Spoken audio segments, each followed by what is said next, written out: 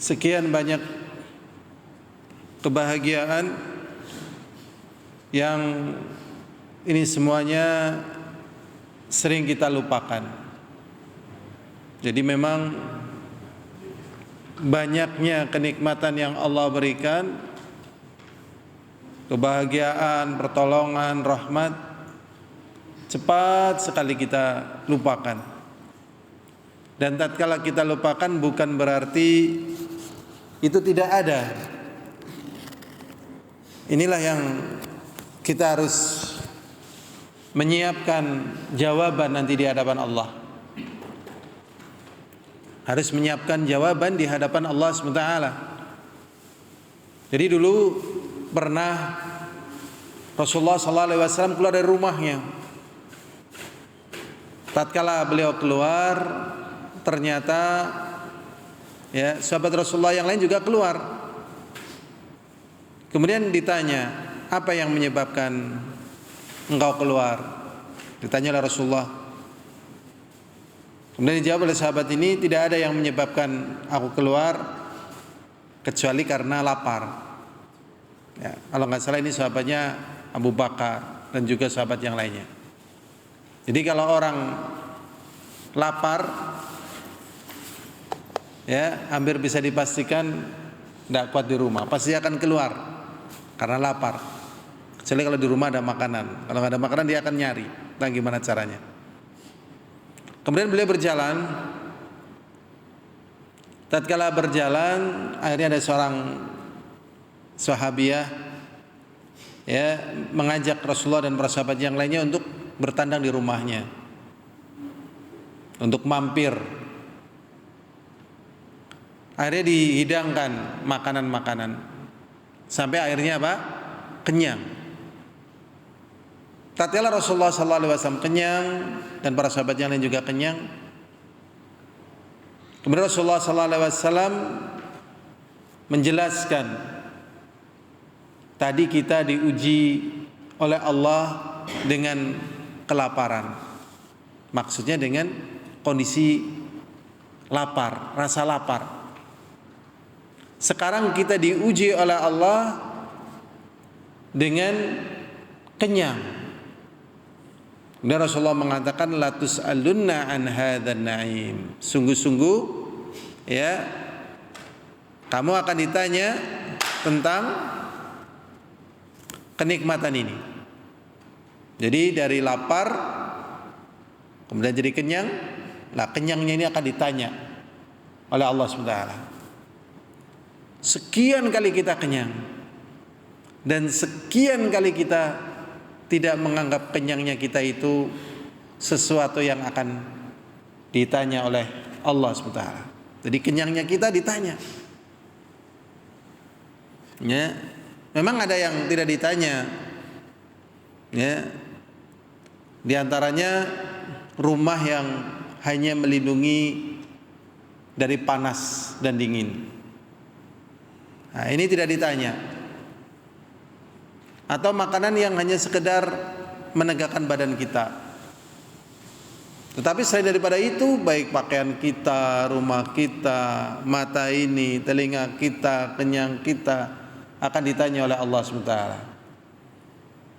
Nah, inilah hal-hal yang menjadikan kita malu kepada Allah kalau kita tidak menumbuhkan bahagia di dalam diri kita. Kita malu kepada Allah.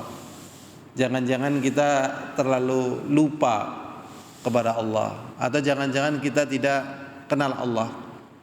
Sekian banyak nikmatnya, rahmatnya, pertolongannya, seakan-akan itu tidak pernah hadir dalam diri kita. Yang ada kesedihan, ngeluh, kurang.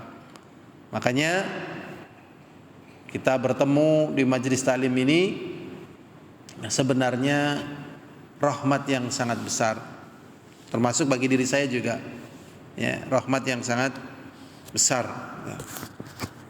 Al-hadirun azani wa azakumullah.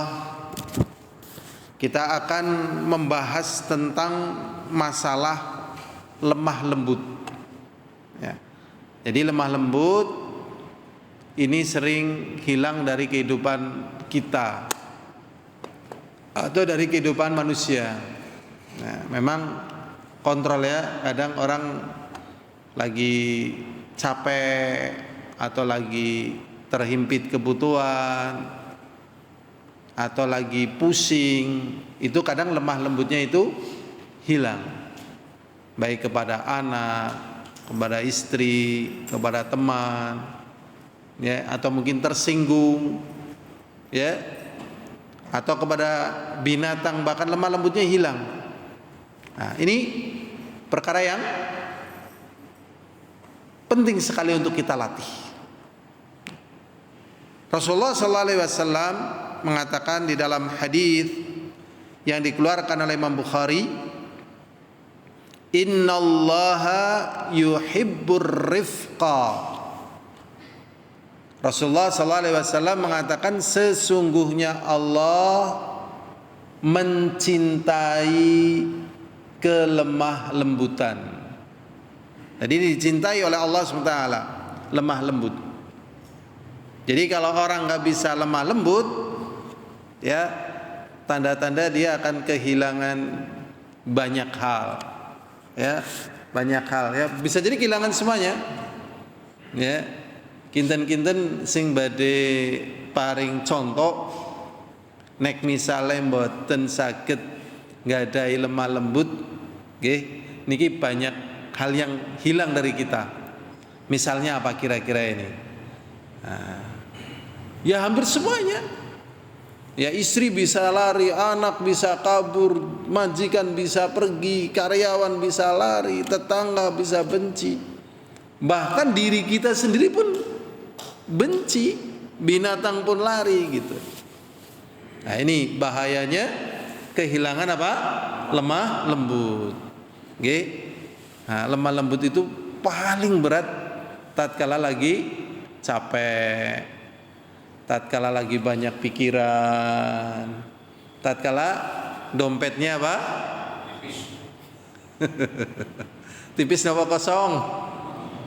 Nggih, dompetnya tipis lah ya. Mungkin ada isinya tapi sedikit. Terus kayaknya kebutuhan banyak, urusan banyak, ini ya Allah. Ini moga-moga kita tetap diberi lemah lembut dalam kondisi apapun. Biar rezeki jangan hilang dari kita. Ya. Kita lanjutkan hadis yang dikeluarkan oleh Imam Muslim. Rasulullah SAW mengatakan, ya, innallaha rafiqun yuhibbur rifqa. Rasulullah SAW mengatakan sesungguhnya Allah itu lembut dan mencintai kelemah lembutan. Wa yu'ti 'ala rifqi, dan Allah Subhanahu wa taala memberikan kepada orang-orang yang lemah lembut ma la yu'ti 'alal 'unuf, apa yang tidak diberikan kepada orang yang kaku. Ya, bisa kaku, bisa tegeng, bisa napa malih, kinten-kinten. Lawane lemah lembut lah. Kaku, tegeng, merengkel, terus napa malih? Kasar, napa malih? Nggih kan, muangel, nggih, telep. Nah ini, ya, tidak peduli. Nah ini. Jadi Allah Subhanahu wa taala memberikan kepada orang yang lemah lembut perkara yang tidak diberikan kepada orang yang tadi, yang kasar, yang kaku, yang seradak seruduk, yang enggak hati-hati, ya, mungkin bisa dikatakan bahasa kitanya yang enggak sabar, yang enggak umpan papan begitu. Wa ma la yu'ti 'ala ma siwa, dan Allah memberikan kepada yang lemah lembut perkara yang tidak diberikan oleh Allah kepada yang lainnya. Berarti lemah lembut ini kunci napa nggih? Kunci Inggris napa kunci Arab niki? Jadi lemah lembut niki ngapunten Pak Sungali, kunci Inggris napa kunci Arab niki Pak Sungali? Kunci ajaib nggih, kunci kebaikan. Oke. Jadi kalau kehilangan lemah lembut berarti tidak bisa membuka kebaikan. Karena harus ada kuncinya ini. Kebaikan gak bisa diraih.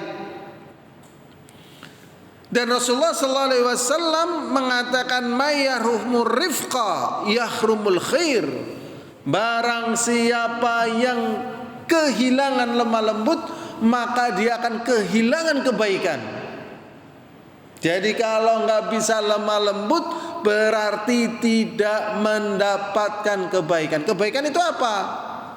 Ya ngerti bahas lah, wis jelas banget, kasih sayang, ya, pahala, ya, memberikan manfaat, mendamaikan orang, mendamaikan hati, menyelamatkan diri. Pokoknya yang baik-baik itu hilang semuanya gara-gara nggak ada lemah lembut. Nah ini, okay. Jadi sebab kebaikan adalah lemah lembut. Sekarang sebenarnya kita lemah lembut sama siapa sih?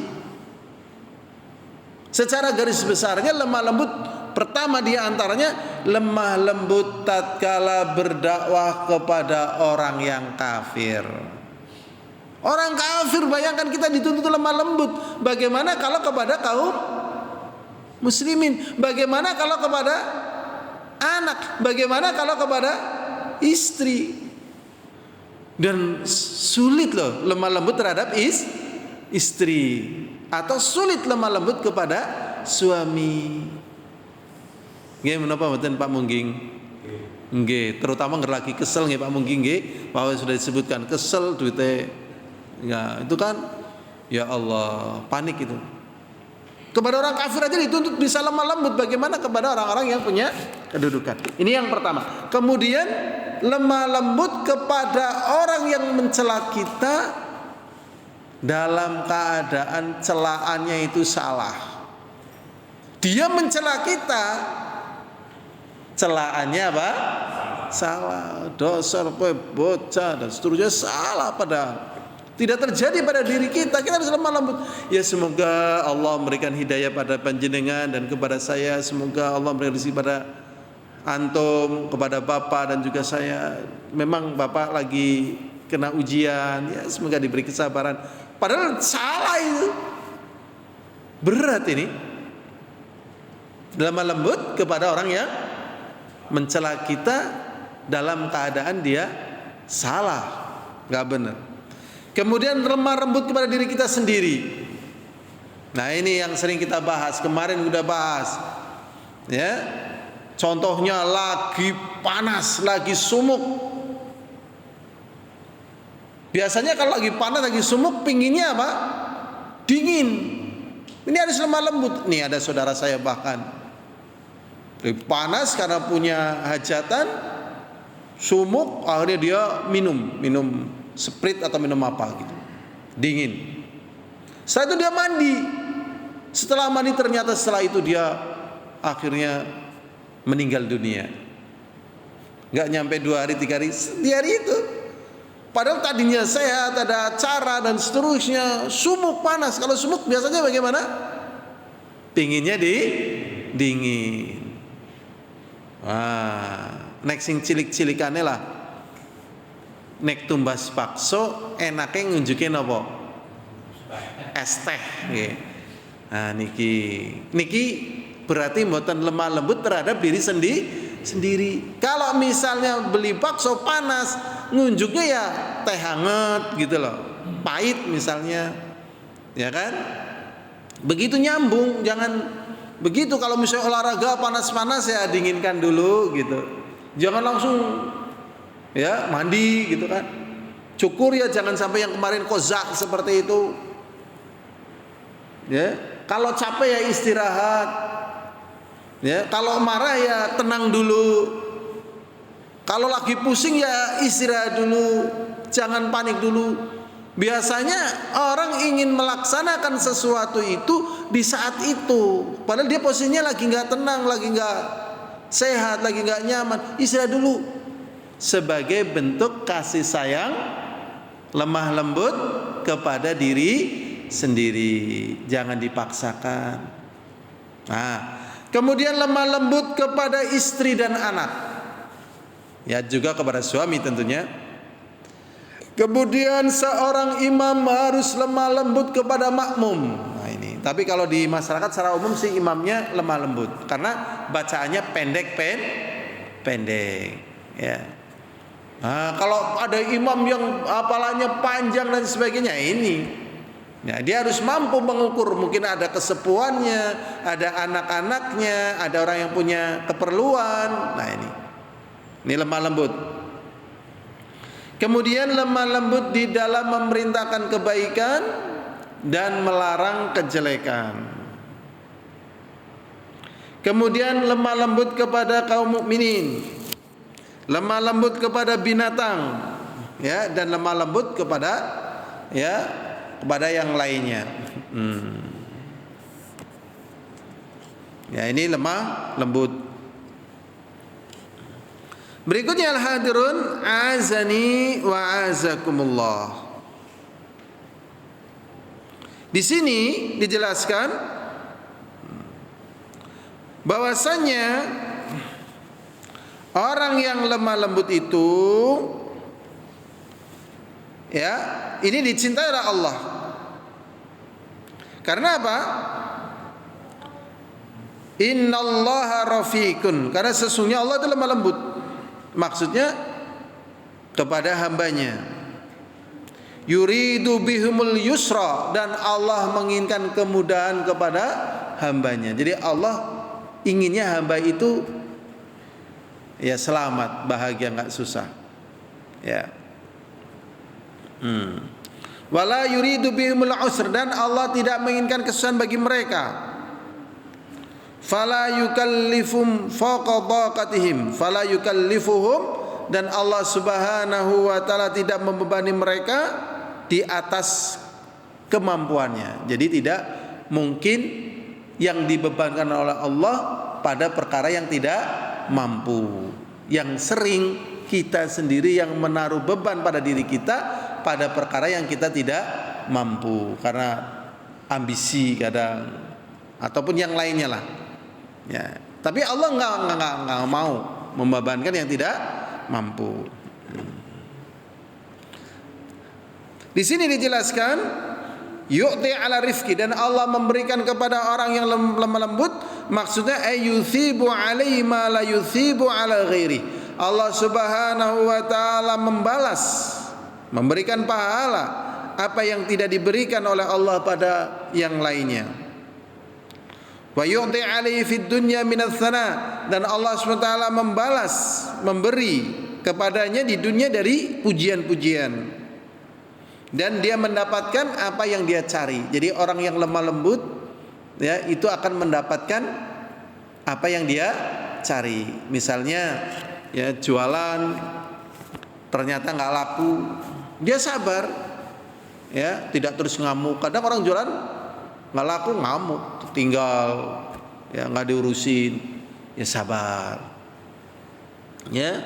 Atau misalnya gagal sesuatu, ya dia nggak peduli, ya. Nah, tapi tatkala dia lemah lembut, oh ya sudahlah, nggak apa-apa, diurusin pelan-pelan, sampai akhirnya dia mendapatkan apa yang dia cari. Inilah dampak daripada lemah lembut ini di dunia, dan akan dimudahkan segala urusannya. Wa fil akhirati minats tsawab, dan juga di akhirat ini dia mendapatkan pahala. Di sini dijelaskan warifqu wallin, sedangkan lemah lembut, wallin sama, ya, rif lembut, lin lemah, ya, tidak keras. Ini adalah buah daripada akhlak yang baik. Dan hikmah daripada lemah lembut adalah apa? Antadha'al umura fi mawadhi'iha. Dia mampu meletakkan urusan sesuai pada tempatnya. Ya, asyidda fi mawdi'iha, keras pada tempatnya. Wallin fi mawdi'ihi, ya. Sedangkan lembut pada tempatnya. Jadi memang kadang kita boleh keras, tapi pada tempatnya. Misalnya keras sama pencuri gitu, biar dia sadar ya harus keras. Tapi kalau lemah lembut sama pencuri, kenapa sih kamu nyuri? Kamu tahu nggak, nyuri itu nggak apa-apa. Jadi kalau mau nyuri lagi nggak apa-apa. Akhirnya lemah lembut salah ini. Ya, keras. Kamu tahu nggak, nyuri ini dosa? Gimana kamu? Apa kamu nggak punya otak? Apa kamu nggak punya tenaga? Haram tahu nggak? Misalnya dimarahin penyurinya, keras. Tapi pada tempatnya. Atau kita mesti keras, tenaganya lagi sehat, lagi kuat, waktunya kosong, keras nggak apa-apa. Ya, banting tulang, peras keringat, ya, bekerja, belajar, ibadah, keras nggak apa-apa. Tapi kalau lagi sakit ya jangan, lagi loyo ya jangan. Nah ini pada tempatnya. Wasayfi mawdi'iha, dan pedang pada tempatnya. Wasaut fi mawdi'iha, cambuk juga pada tempatnya. Wal mahmud, dan terpuji, ya. Yang terpuji itu adalah tengah-tengah antara kaku dan lembut. Jadi tengah-tengah dalam artian proporsional. Kapan saatnya keras, kapan saatnya lembut. Lah ini yang dimaksudkan dari lemah lembut, ya. Ya hadirun azani wa azakumullah. Di sini Rasulullah sallallahu alaihi wasallam mengatakan innar rifqa la yakunu fi syai'in illa zanah. Rasulullah sallallahu alaihi wasallam mengatakan sesungguhnya lemah lembut tidaklah terjadi pada satu perkara, pasti menjadikan perkara tersebut menjadi baik. Wala yanzi'u min syai'in ila syana, dan tidaklah lemah lembut itu dicabut dari satu perkara kecuali perkara itu menjadi apa? Menjadi jelek. Jadi memang harus ya sebagaimana tadi penjelasan. Ya kalau nggak bisa lemah lembut ya jangan harap mendapatkan apa? Kebaikan. Ya hadirun azani wa azakumullah. Ini selesai pembahasan lemah lembut, ya. Kita lanjut pembahasan, ya.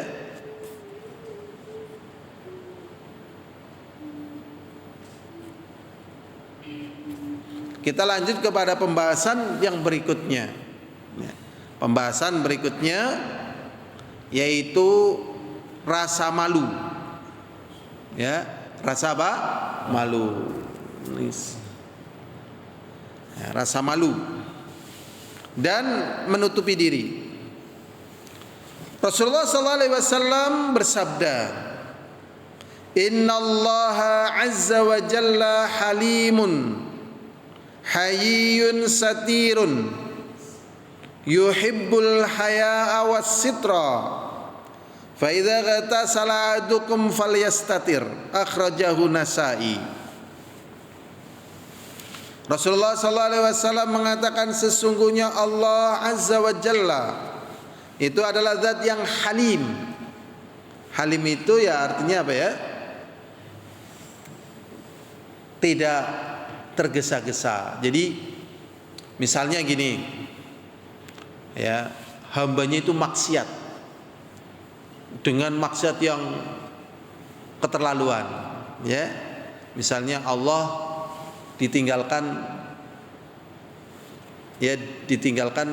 di dalam peribadatan, padahal Allah yang mencipta, Allah yang beri rizki, Allah yang semuanya, malah nyembahnya kepada sapi misalnya. Allah mampu nggak langsung menghancurkan orang yang menyepelekan Allah, padahal Allah tahu yang menciptakan dia, yang memberikan rezeki dia bukan sapi, dan sapi adalah ciptaannya Allah, misal gitu ya. Mampu apa tidak? Mampu. Ada orang sudah sepuh, cucunya sudah banyak, ya, masih punya keluarga, malah misalnya zina misalnya, ya kan? Kan onten nggih kesepuan zina onten mboten? Onten. Allah mengadab mampu menapa mboten? Mampu. Masjid malah nggo maksiat mampu. Tetapi oleh Allah ditunda. Enggak langsung. Ya semoga nanti dia taubat, semoga dapat hidayah. Nah, ini halim. Ya, halim. Sesungguhnya Allah Azza wa Jalla halimun, hayyun satirun. Allah Maha Halim, Maha malu dan menutupi. Yuhibbul haya, dan Allah ya mencintai rasa malu. Wasitra, dan tadi tertutup, tidak vulgar, tidak terbuka. Makanya kalau kita lihat kaum muslimin ya auratnya ditutup. Dan kaum muslimin dari dulu sudah menjelaskan nggak boleh mandi di pemandian umum. Itu sejak ya 1444 tahun yang lalu. Kalau mau umum harus tertutup, harus aman. Ya, nggak boleh berak kencing di tempat umum. Maksudnya yang terbuka. Nggak boleh kencing di tempat yang orang biasa singgah, berak dan seterusnya. Ini ya, jadi terjaga auratnya. Fa idza ightasala ahadukum falyastatir, dan apabila salah seorang di antara kalian mandi, maka hendaknya menutupi diri. Ya, padahal kita tas kecil kalau ke sungai, banyak orang mandi di sungai. Kali tutup napa mboten zaman gemien? Mboten nggih? Tasih kelingan. Lah, sekula beretang let niki. Pas kula lan panjenengan cilik mengkali sing sami adus mboten kali tutup. Niku karo zaman Rasulullah gemien pundi? Gemien Rasulullah, berarti pas zaman kita itu gemien tadi yang kita anggap ketinggalan itu dikembalikan ke masa Rasulullah itu sudah modern. Karena peradaban itu sudah tua. Ya mungkin wallahualam ya, karena dampak perang dan sebagainya akhirnya mengalami kemiskinan lagi, dibangun lagi gitu. Tapi aslinya peradaban manusia sudah tinggi. Wong Rasulullah hidup, Persia ya sudah maju, Romawi sudah maju. Jadi peradaban sebenarnya Allah yang ya membimbing peradaban begini-begini. Setelah peradabannya kuat, bagus, menungsa orana warge, orana marme.